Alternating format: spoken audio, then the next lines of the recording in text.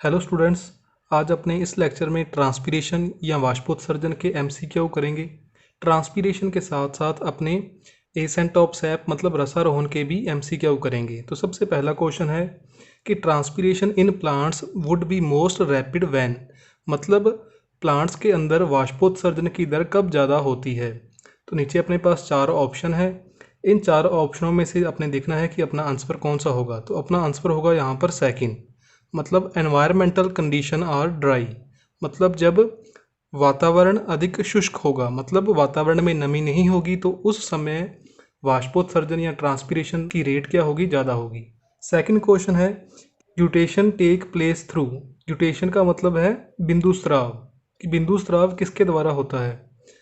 तो पहला ऑप्शन है स्टोमेटा, सेकंड ऑप्शन है अपना guard cell, third leaf vein और फोर्थ है हाइडेथोट्स मतलब जल रंध्र। तो जो ग्यूटेशन या बिंदु स्राव है वो किसके द्वारा होता है, हाइडेथोइड्स या जल रंध्रों के द्वारा। नेक्स्ट क्वेश्चन है कि in the ascent of SAP water move up in. अपने रसारोहण के अंदर पड़ा हुआ है कि रसारोहण के अंदर प्लांट के द्वारा एब्जॉर्ब किया गया वाटर ऊपर की ओर मूव करता है। तो क्वेश्चन में पूछा गया है कि जो प्लांट ऊपर की ओर मूव करता है वो किसके थ्रू करता है। तो प्लांट की मूवमेंट किसके थ्रू होती है, जाइलम के थ्रू। तो यही अपना आंसर होगा। फोर्थ क्वेश्चन है कि widely accepted theory for accent of SAP in plants.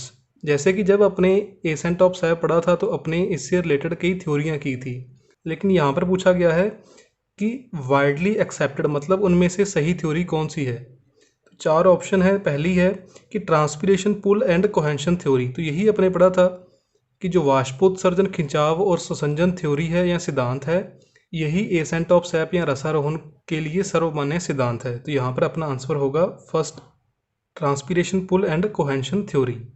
Next question है कि which of the following explain ascent of sap, मतलब कौन सी थ्योरी एसेंट ऑफ सैप को एक्सप्लेन करती है।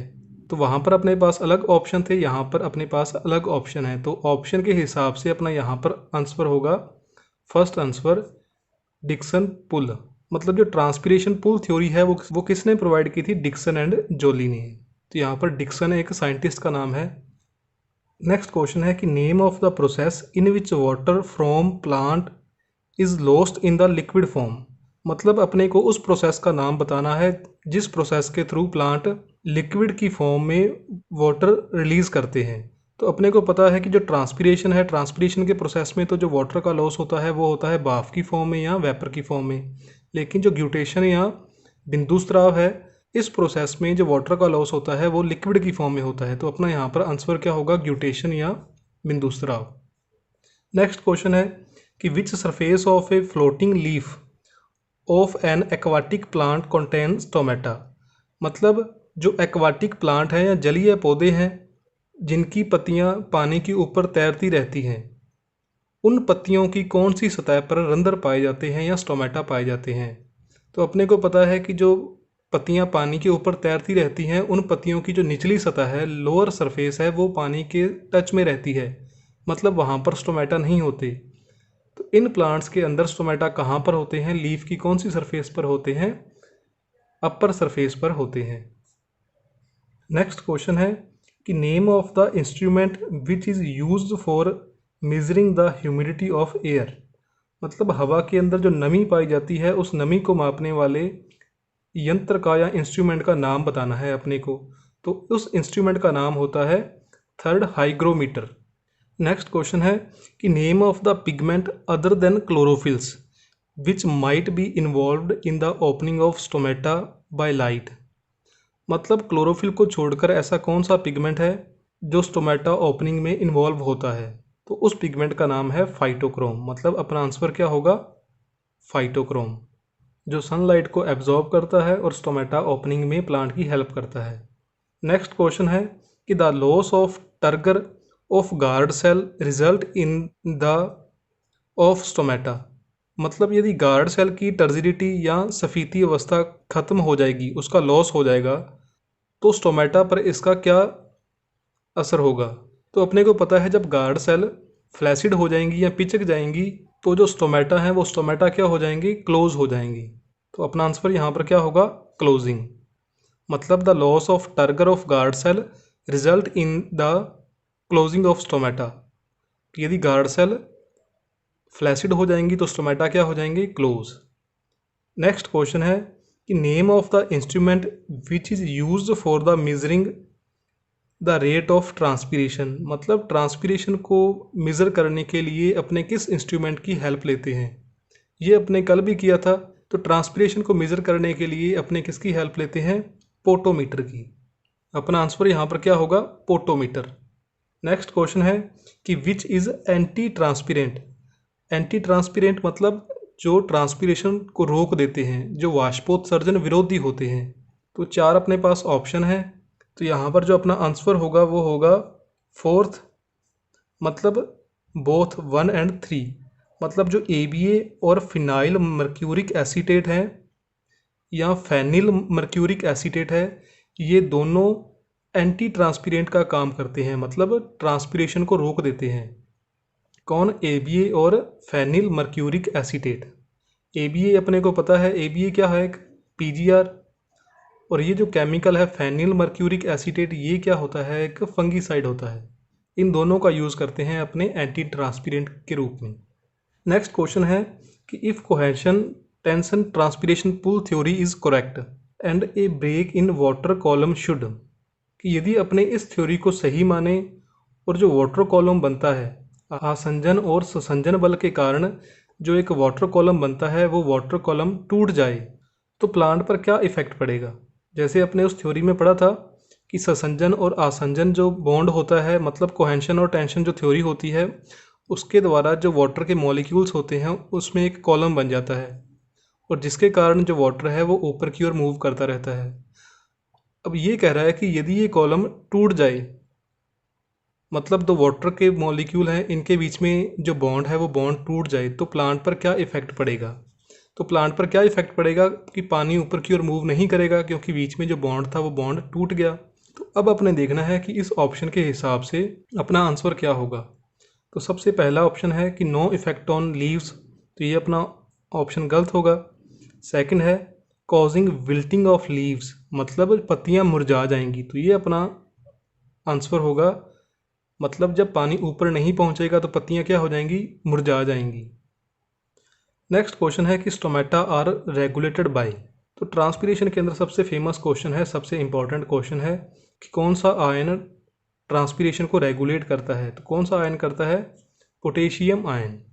नेक्स्ट क्वेश्चन है कि the stomata remain open in succulent plant, मतलब जो मृदबिद पौधे होते हैं उनमें किस समय स्टोमेटा ओपन रहते हैं, दिन में, रात में, सुबह या शाम को।